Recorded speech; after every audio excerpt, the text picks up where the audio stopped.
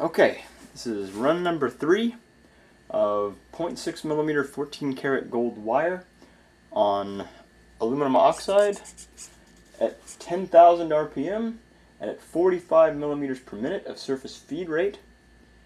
We're doing an XZ feed ratio of 80 and a surface feed distance of 10 millimeters with a Z feed total of 0.125 millimeters. It looks like things are a little overheated for some reason.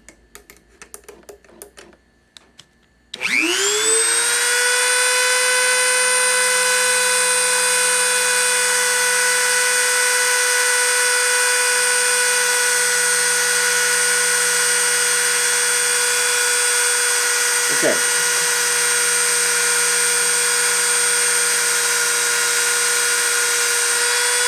Contact.